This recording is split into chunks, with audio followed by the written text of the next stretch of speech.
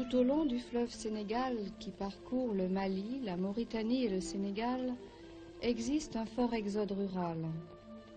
Jusqu'à une date récente, la tradition du voyage initiatique se combinait avec une émigration saisonnière qui ramenait les villageois chez eux pour les gros travaux des champs.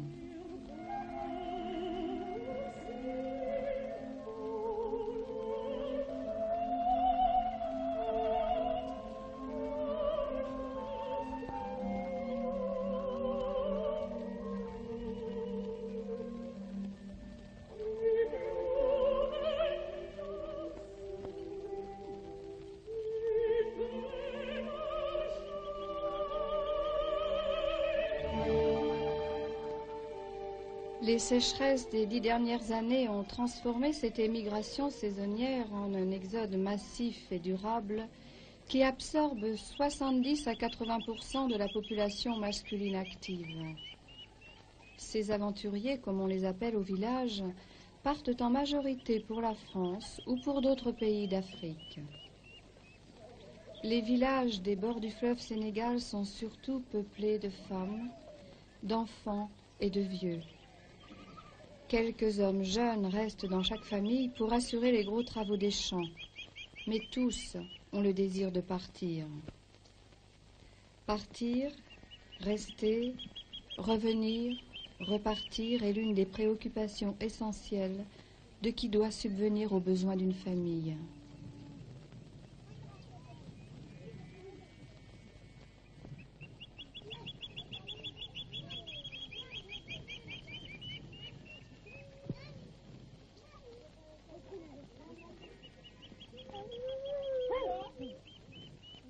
Dans ces villages où la vie traditionnelle est organisée en grandes familles de 30 et 40 personnes et plus, la mort du chef de famille pose le grave problème de sa succession, car c'est lui qui symbolise la cohésion du groupe familial et perpétue l'esprit de la famille. Dans la famille Diambou, où 3 des 4 fils sont partis pour l'aventure, le vieux père est très malade et l'on s'attend au pire d'un instant à l'autre.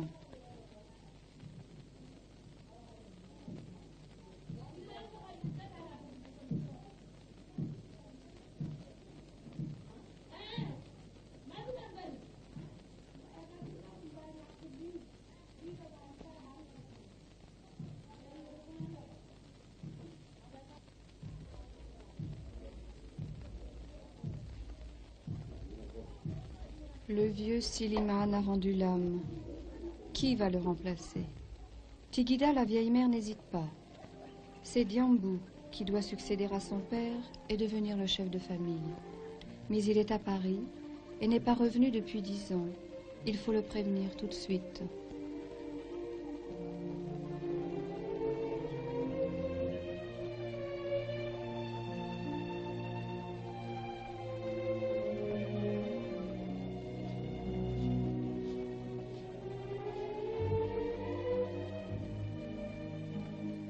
Tigida se rend sur la place du village pour dicter la lettre à l'un des écrivains publics qui se tiennent généralement sous l'arbre à palabre, le grand caoutchouc qui a participé à tous les conciliabules des anciens.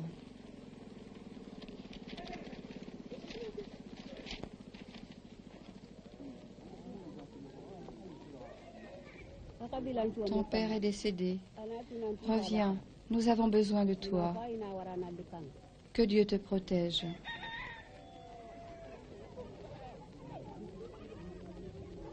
Tigida attend qu'une voiture passe sur la piste pour lui remettre la lettre.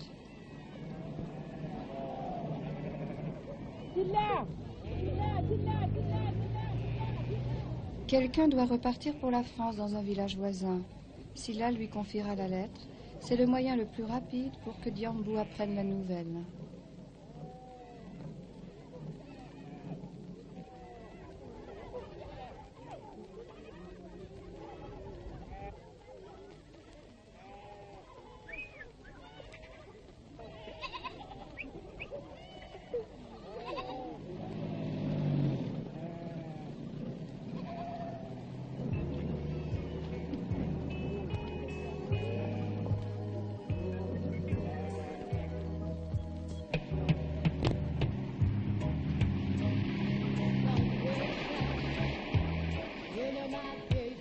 La lettre est arrivée jusqu'à un foyer de travailleurs migrants du boulevard Masséna à Paris.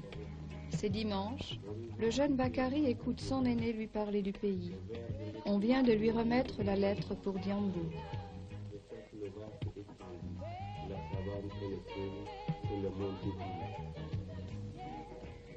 Quand la mémoire va ramasser du bois mort, elle rapporte le fagot qui lui plaît. Quand la mémoire va ramasser du bois mort, elle lui rapporte le fagot qui lui plaît. Ah, je vais apporter les lettres de Diambou au foyer nation. Bon, on va te les Diambou lettres au foyer nation. Ah, Thibaut, tu diras à Diambou que je lui donne bonjour de ma part. D'accord. Est-ce que tu ne sais pas ce qu'il y a dans la lettre? Oui, je sais, oui. Bon, tu donneras bonjour de ma part à Diambou. D'accord.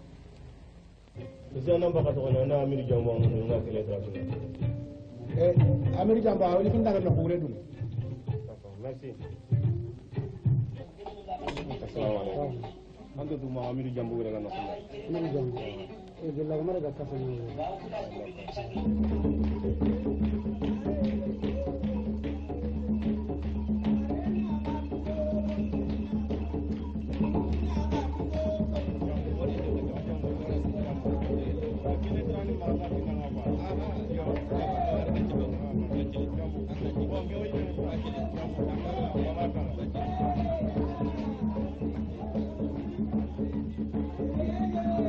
La lettre est écrite en arabe, que Diambou ne lit pas. Il doit donc se faire traduire cette lettre.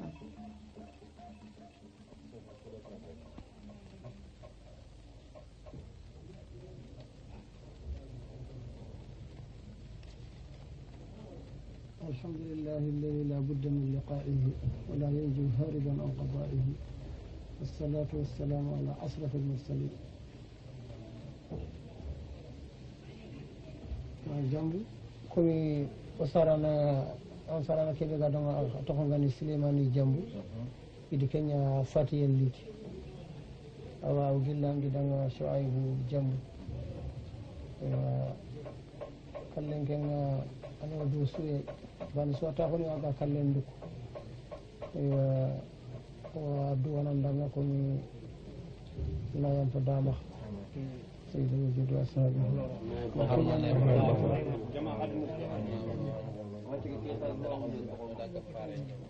Les mots de la lettre résonnent dans sa tête. Tout homme qui vit sait en naissant qu'il y a un contrat entre Dieu et lui. Le contrat entre Dieu et Souleymane Diambou, ton père, a pris fin sur cette terre. Il nous a quittés. Reviens. Nous avons besoin de toi. Après de nombreuses formalités, Diambou a enfin pu partir. Le voyage interminable le ramène au rythme oublié de la vie africaine. Construite au début du siècle, l'express Bamako-Kai-Dakar est la plus ancienne voie ferrée d'Afrique tropicale. Il met plus de 16 heures pour parcourir les 600 km qui séparent Bamako, la capitale du Mali, de Kai, dans la région du Haut-Sénégal, traversant la savane plantée d'épineux, de fromagers, de capoquiers et de baobabs sous forme bizarre.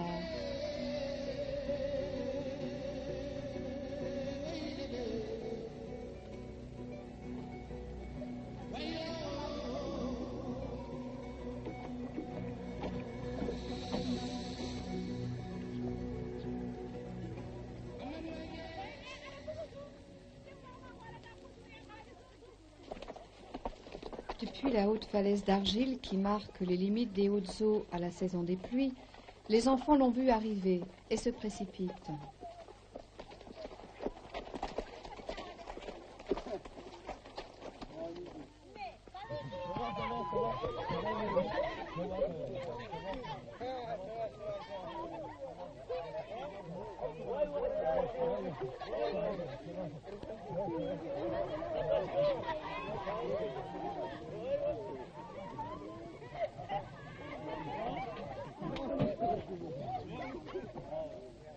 Le voilà dans un autre lieu, dans un autre temps. Les salutations rituelles en langue soninké résonnent à ses oreilles. Bonjour, comment ça va? Et les amis? Et le travail? Comment ça va la France? Alors Diambou. comment ça va? Te voilà enfin parmi nous.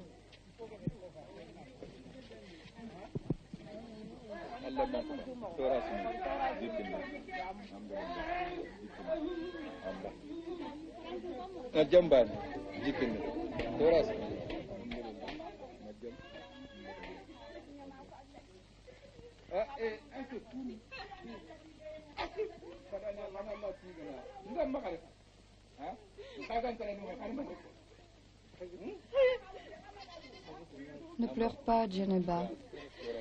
Remercie Dieu que j'ai pu venir. Ne pleure pas.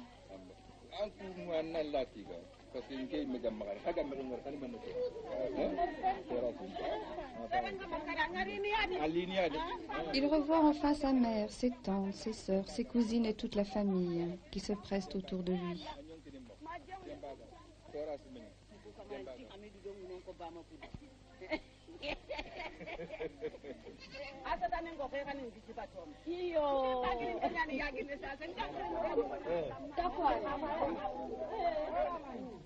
On lui présente les enfants nés pendant son absence, les neveux, les nièces, les cousins.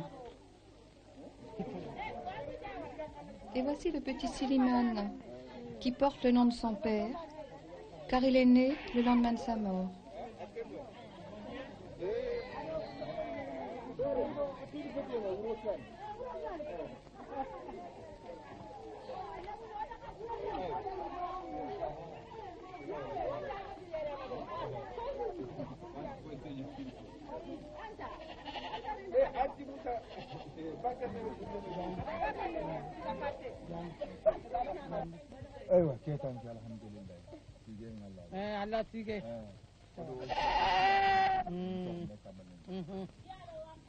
La fête du retour se prépare. On a égorgé une chèvre, des poulets, un mouton. On envoie chercher des poissons auprès des pêcheurs. Et tout le village s'apprête à venir le saluer, comme le veut la coutume. On évoque le vieux père dont les funérailles ont déjà eu lieu. Aux pleurs se mêlent les rires. Tu es revenu, Diambour. Dieu soit loué. Te revoilà dans la famille.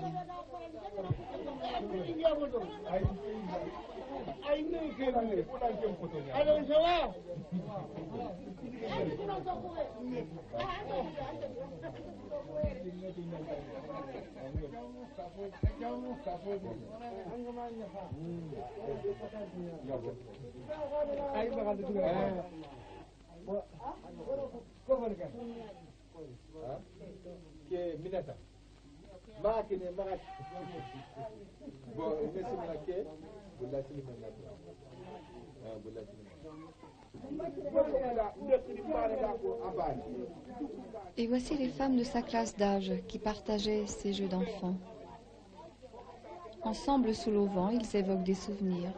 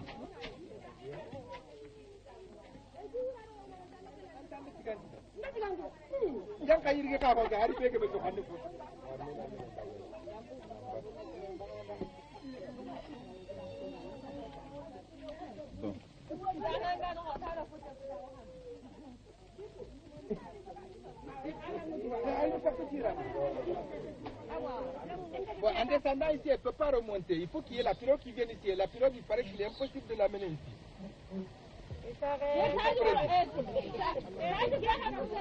Hein? Yo.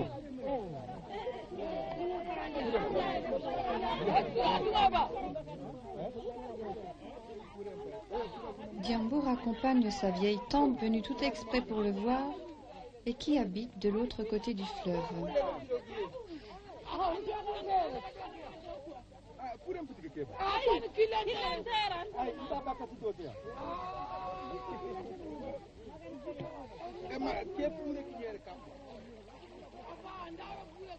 Une fatigue soudain saisit Diambou, une panique presque.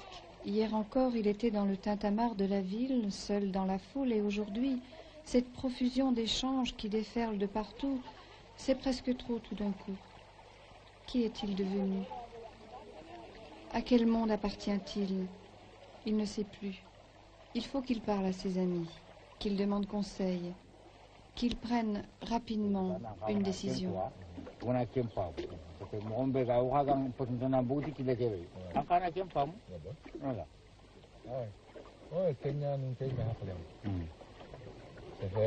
Tu sais, les autres là, ils ne comprennent pas la situation.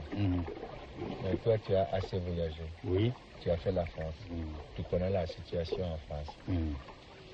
Et tu connais ma situation personnelle dans tout ça. Venir, je sais que la famille a besoin de moi. Je sais que c'est moi l'aîné de la famille. Ça, j'y ai pensé, j'ai réfléchi, j'ai pensé de nous là. Mais, tu sais, pour venir définitivement ici, il faut préparer son avenir. J'ai rien prévu. Et puis, tu sais que la famille elle est grande. C'est une des plus grandes familles de Moussala. Bon, il faut nourrir. Oui. Tu sais que tous les ans, il ne pleut pas. Bon, on a la chance cette année, il a plu beaucoup, on a de la nourriture. Et s'il ne pleut pas, il faut trouver de l'argent pour acheter la nourriture.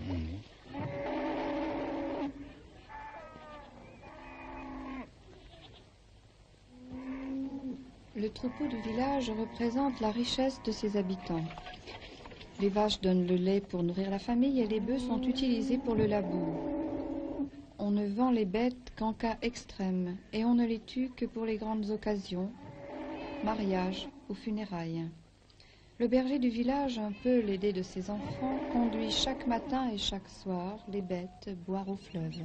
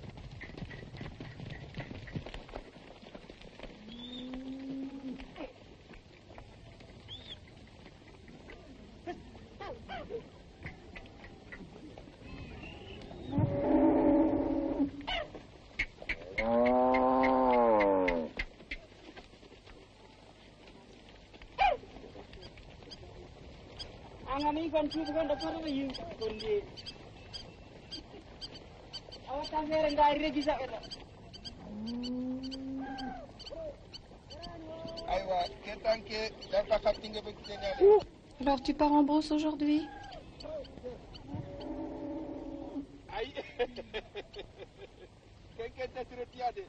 On aura beaucoup de lait ce soir.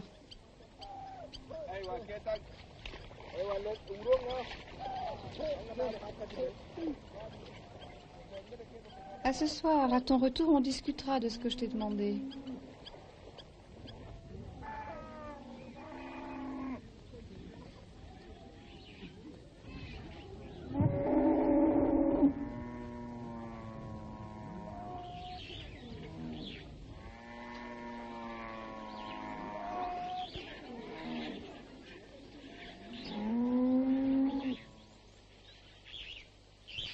C'est sous les grands arbres du bord du fleuve que sont enterrés les habitants du village. Les arbres font le lien entre les vivants et les morts, et c'est à travers eux que Diambou vient parler à son père et à ses ancêtres pour leur demander conseil. Que doit-il faire? Il prie pour recevoir un rêve qui l'éclairera.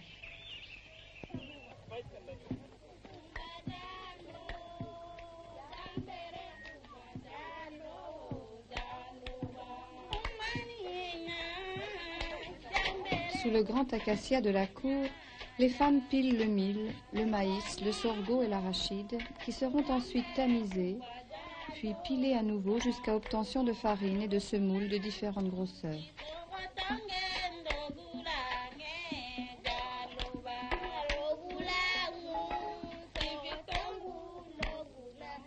Wagui est allé chercher du bois en brousse. La cuisine qui se fait en plein air dans des foyers ouverts nécessite beaucoup de bois. Avec les conditions climatiques désastreuses des dernières années, les arbres sont moins nombreux, la couverture végétale s'amenuise, les terres s'appauvrissent et la grande consommation de bois de chauffe est un des facteurs de fragilisation de l'environnement sahélien et à la longue de désertification.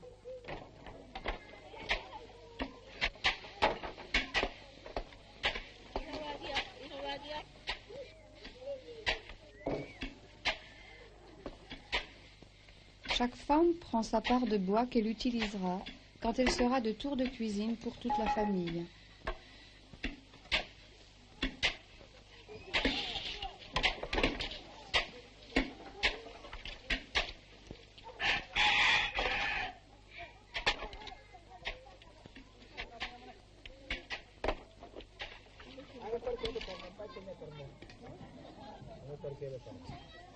La cuisine n'est pas une pièce de la maison, mais une activité collective de plein air. Ici, le couscous de mil. Il cuit à l'étouffer 7 fois, et chaque fois, il est mélangé à un autre condiment.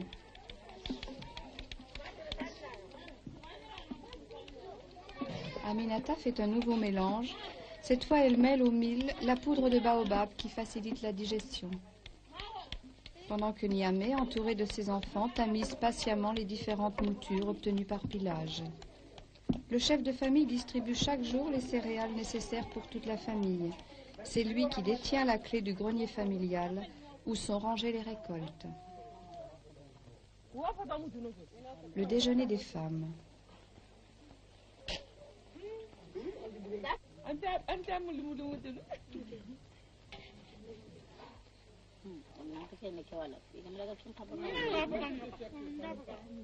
Les repas se prennent en commun par classe d'âge et selon le sexe.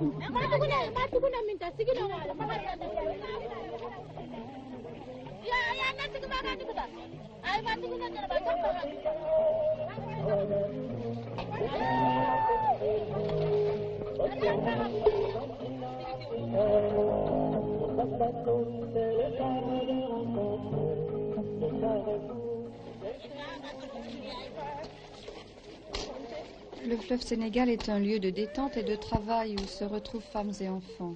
On y lave le linge et la vaisselle, on s'y lave, on en boit l'eau.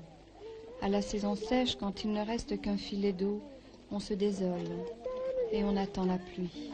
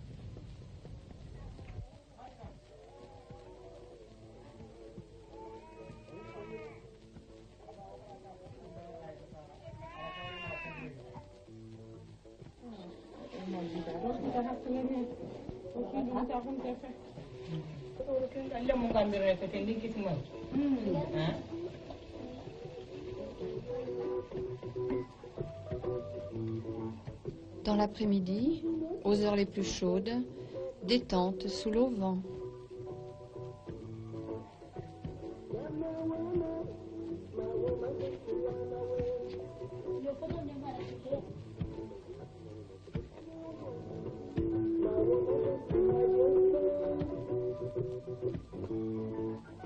La maman souligne les yeux du bébé au col. C'est le maquillage traditionnel.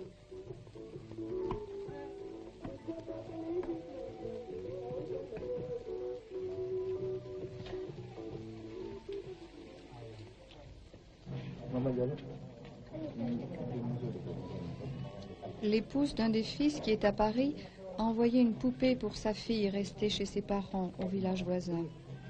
Diambou la donne à la grand-mère de la petite. Mama Diallo, voilà ce que Fatoumata a envoyé pour sa fille.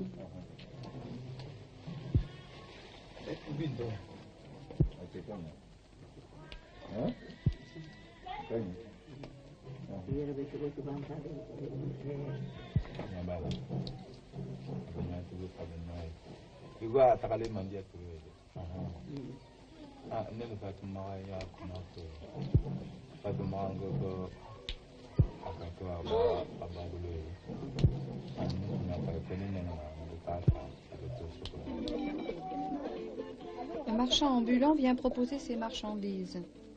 Il suit le fleuve de Caille à Matam en passant par Bakel, Kaïdi, à travers le Fouta et jusqu'à Saint-Louis du Sénégal.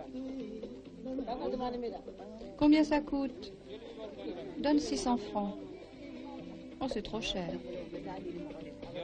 Mais je peux te rabaisser le prix. Combien c'est ça? 600 francs.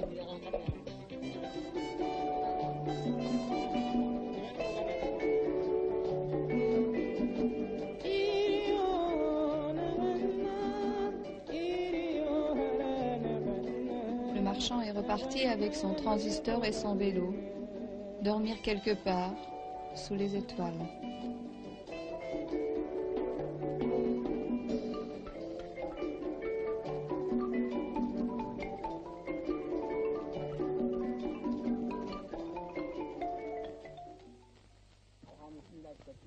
Un vieux du village est venu demander à Diambou d'écrire une lettre pour son fils dont il n'a pas de nouvelles.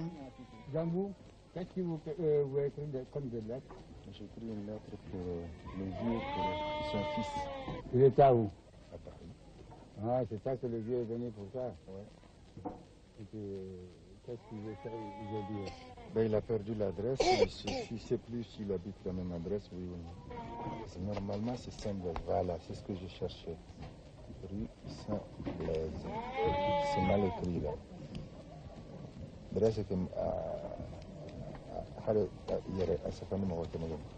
C'est rue Saint-Blaise. Écrire des lettres pour ceux qui sont au loin, faire lire celles qu'on reçoit est une occupation importante au village. Diambou, lui, cherche une réponse à la question de son avenir et continue de prendre conseil auprès de ses amis. Suleiman, ça va? Oui. Et les affaires? Ça marche? Mollement. Comment ça, mollement? Et la mienne alors? Depuis le décès du père, il y a une situation confuse. Ils veulent que je retourne, ils veulent que je reste là. Vraiment, nous voudrons que tu restes parmi nous ici. Parce que tu es l'aîné de la famille, il y a ta place ici. On ne sait pas pourquoi tu veux retourner en France. Si tu restes ici, il y a ta place. Oh, si tu veux rester, bon, tu pourras faire comme nous. Parce que moi, j'ai quand même fait la France, je suis resté là au moins 10 ans. Mais en fin de compte, j'ai décidé de venir au village, de retourner au village. Les premières années, j'ai eu beaucoup de problèmes. Mais puisque je tenais absolument à rester, avec le bon Dieu, bon, ça va. Le village de Moussala compte environ 2500 habitants. Traditionnellement, les maisons sont construites en banco, un mélange d'eau, de terre et de bouse de vache aux propriétés antiseptiques. L'argent envoyé de l'étranger permet de construire des maisons en dur, couvertes de tôle ondulée.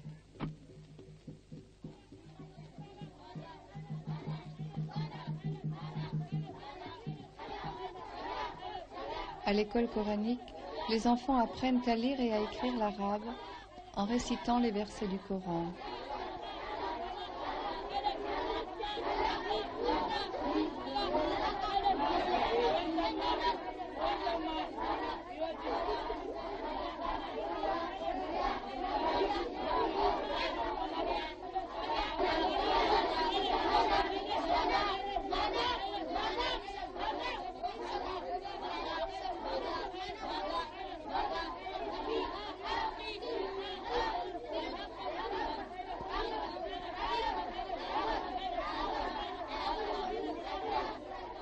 Malgré la demande des habitants qui ont eux-mêmes commencé la construction d'un bâtiment, il n'y a pas d'école communale.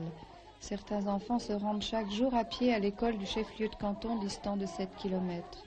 Peu d'enfants sont scolarisés.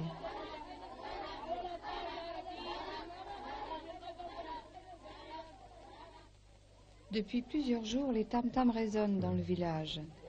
Chez les Koïta a lieu le mariage du fils cadet.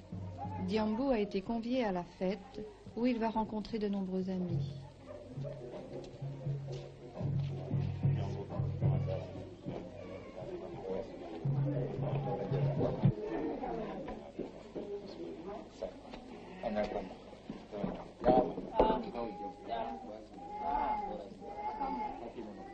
Mon problème de rester ici, repartir de... Qu'est-ce que tu cherches en France? Nous voudrons que tu restes et à ta place ici. Moi, par exemple, à Marachida, j'ai fait 10 ans à Paris. Actuellement, je suis infirmier vétérinaire, j'ai ma famille, j'ai mes jeunes frères. D'ailleurs, je viens de marier une 3e femme. Tu vois que ces femmes, leur mari est en France. Et là, maintenant, Suleiman Koïta est là, Bakary Koïta est là. Il était en France pourtant, il avait plus de 10 ans en France. Mais là, maintenant, il est dans la famille, il retourne là.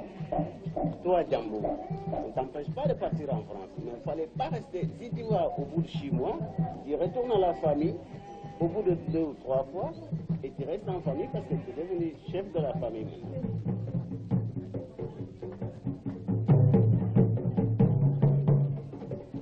Le mariage se fait au moins pendant une semaine. Il y a le mariage administratif, le mariage religieux et le mariage traditionnel. Aujourd'hui, c'est le jour du mariage traditionnel, la fête où l'on danse et où l'on chante.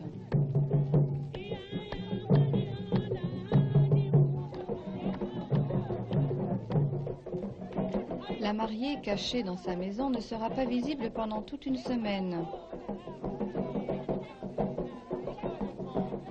Voici le marié, voilé, et qui se cache derrière ses lunettes noires.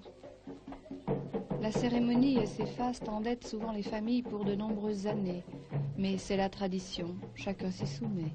Tu peux nous parler du mariage?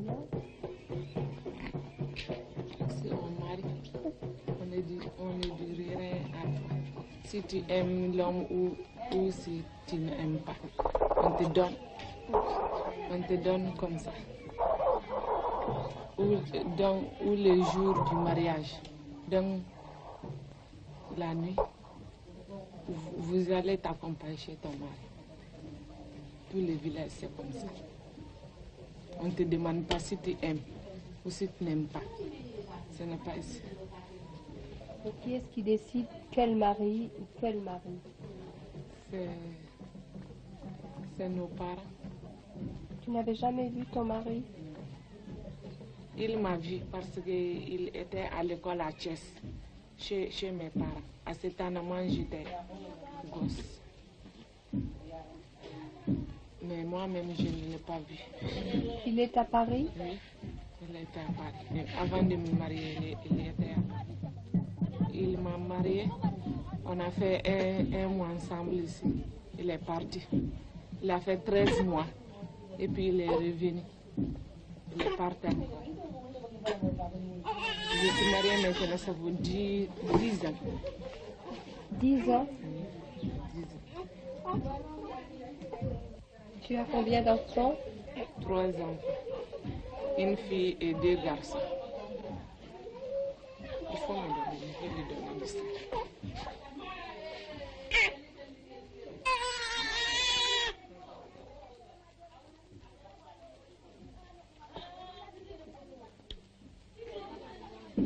Comment s'est passé l'accouchement?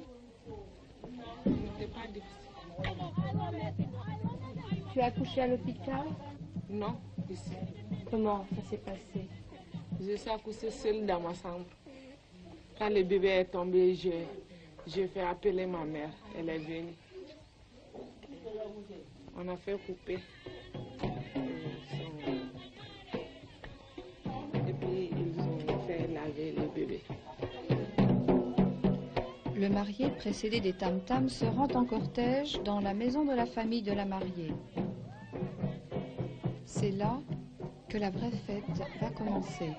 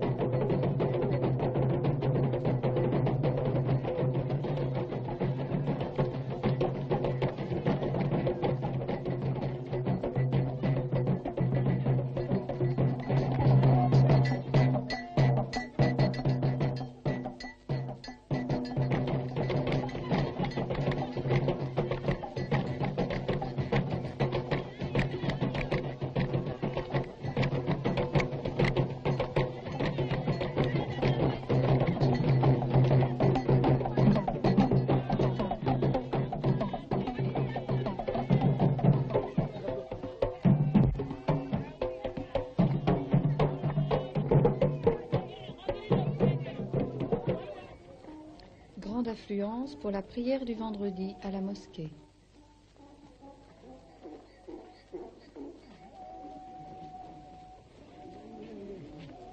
La mosquée a été construite grâce aux cotisations des travailleurs de Moussala à l'étranger. Elle fait l'admiration de toute la région.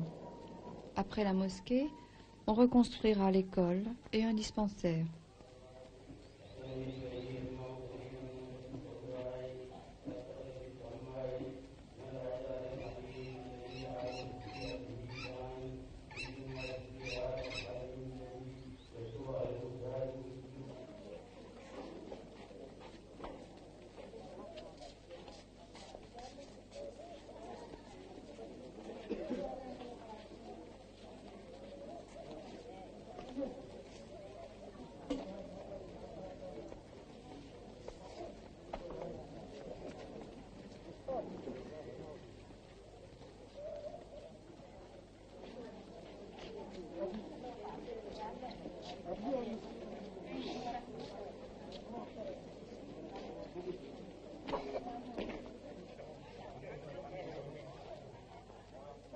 Après la prière, Diambou parle avec les vieux amis de son père. Tous lui demandent de rester auprès de la famille et d'assumer son rôle de chef de famille. Désemparé, il décide d'aller demander conseil à un vieil ami, M. Konaté.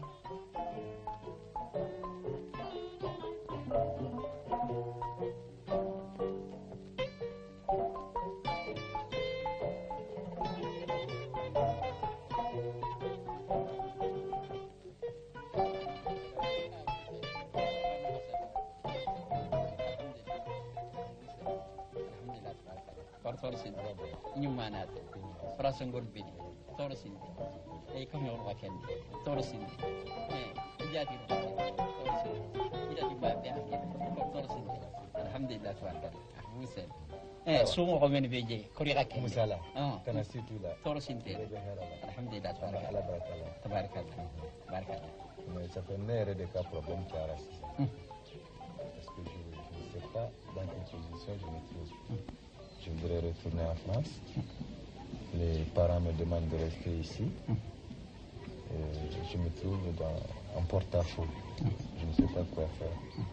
Alors je viens vous voir pour en discuter, pour prendre conseil.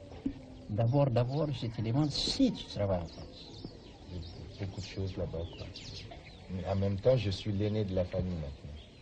Pour moi, si tu me demandes, je te dirais de rester en France. De continuer ton travail en France. Et de bien penser à la maison chaque fois. De faire des gestes. C'est ce qu'il faut. pas venir maintenant. Tu es jeune, tu as un avenir, tu n'as qu'à essayer de continuer à travailler. Tout ce que je peux te dire, c'est ça. Parce que tu sais, les conditions dans lesquelles nous vivons, présentement.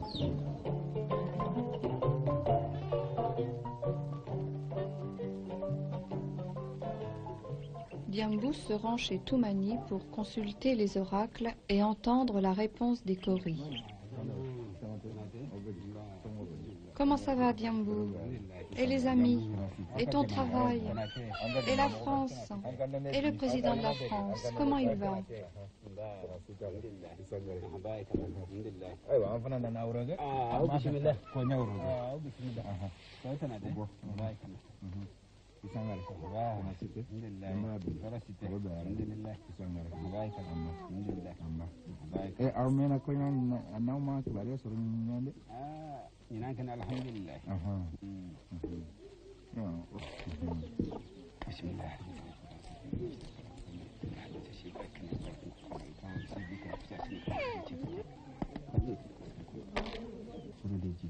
Ah, cette année, ça va bien pour toi. Mais il y a eu un moment où tu as beaucoup souffert. Tu as eu beaucoup de problèmes. Hein? Ah, ça, tu as bien vu. J'ai eu beaucoup de problèmes. Si tu n'avais pas été en France, je t'aurais dit ce qu'il fallait faire pour éviter ces ennuis. Tu aurais pris un œuf. Tu aurais fait le sacrifice d'un œuf. L'œuf aurait pris tous tes problèmes. Tu prends l'œuf dans ta main et tu le laisses tomber, en le chargeant de tous tes ennuis. En s'écrasant au sol, il écrase en même temps tous tes problèmes. Un seul œuf dans la rue et c'était fini tes ennuis.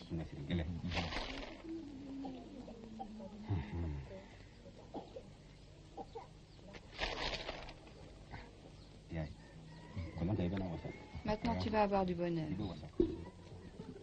Au moment de retourner en France, tu achèteras un bélier blanc que tu laisseras dans ta famille et un œuf que tu chargeras de tous tes problèmes et que tu jetteras par terre. Voici ce que tu dois dire à l'œuf en le jetant. Œuf, résous tous mes problèmes. Que ce soit par Dieu ou par quelqu'un, tous mes problèmes doivent être résolus. Protège-moi des difficultés qui sont autour de moi. Voilà, tu casses l'œuf et c'est tout.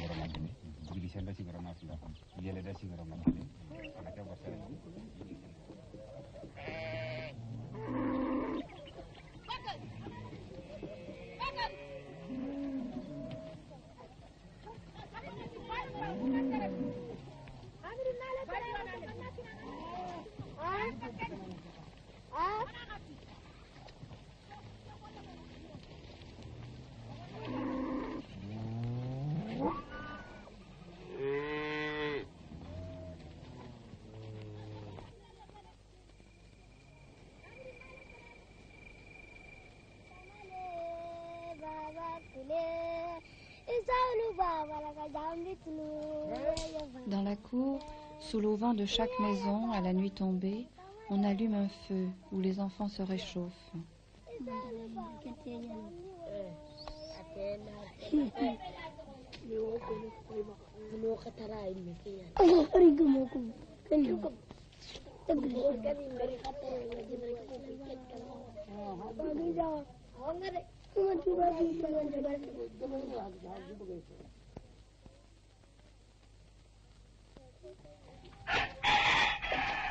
Depuis l'aube, Niari, qui est de tour de cuisine, prépare la bouillie de maïs au lait caillé pour le petit déjeuner que les enfants attendent avec impatience, en se réchauffant autour d'un petit feu, tandis que la cour s'éveille lentement.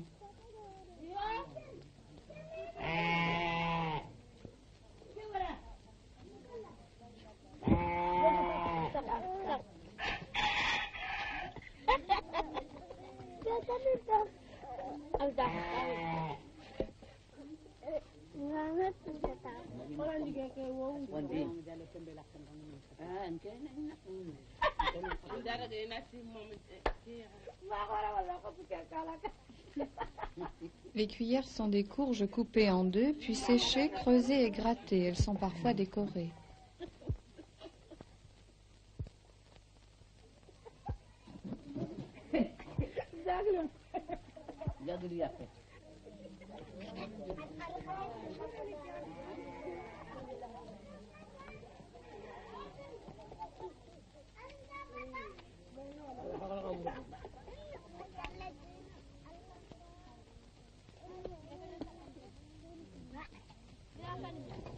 Diambou demande à Djibril, qui détient la clé du grenier familial, de lui ouvrir la porte. Cette nuit, un rêve l'a visité et il doit parler aux ancêtres dont l'esprit voyage dans le grenier. Ça ne va pas, Djibril, ça ne va pas. Le grenier est toujours vide, même qu'on le mette plein. Jamais plein de crânes, je la mets. Avec Adama, on n'arrête pas d'envoyer de l'argent et vous n'arrêtez pas d'en réclamer. Et ce grenier, on dirait que c'est un trou qui laisse tomber le grain de mil qui tombe par terre, qui s'en va dans la terre ou qui s'en va dans l'eau. Ça ne va pas.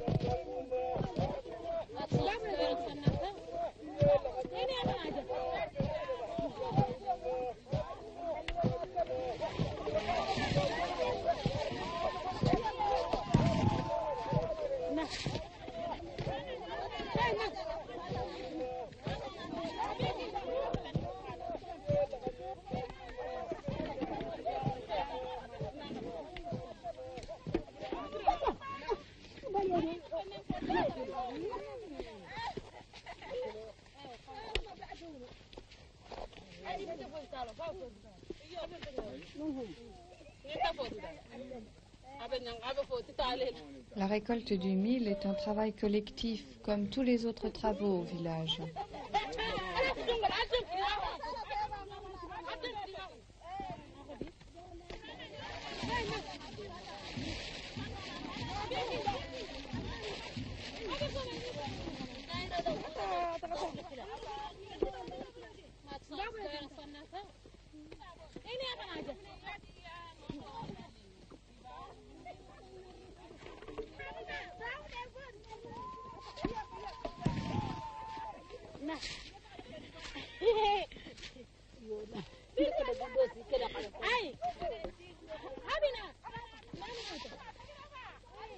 Tu sais, ma tête est bien mélangée.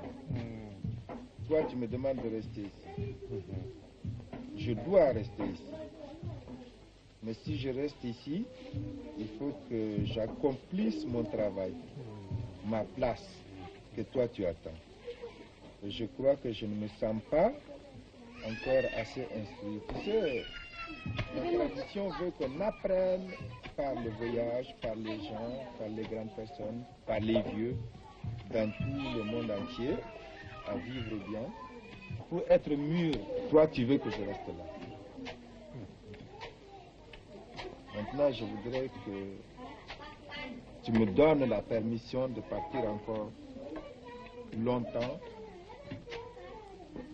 Je comprends ta position, je comprends ce que tu me dis, mais je crois que je ne suis pas encore assez mûr. J'ai besoin de compléter ma connaissance dans la vie. Je vais partir longtemps et je crois que je vais partir loin. J'ai besoin de comprendre la vie.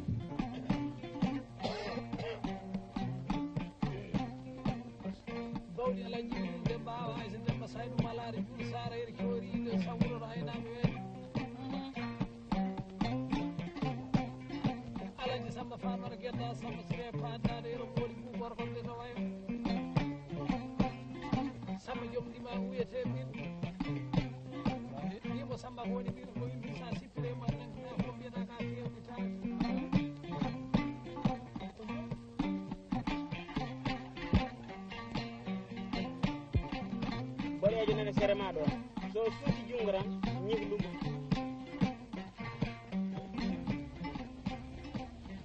amarami ala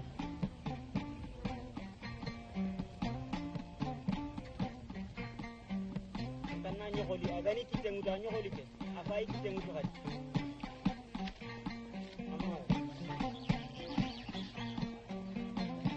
Kiambu a décidé de repartir pour l'aventure.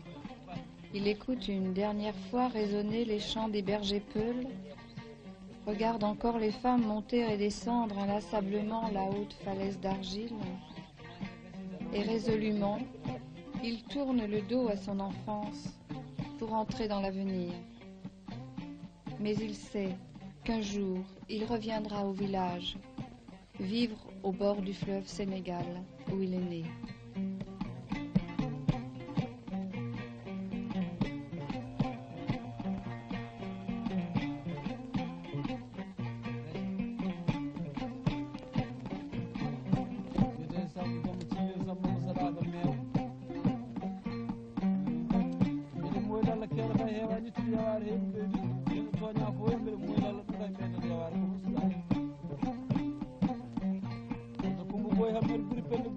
Harande ɓuuri goɗon maggue lasso alaji samɓe jaddo kumba pelle kadi ɓuuri jiɗa e sara fati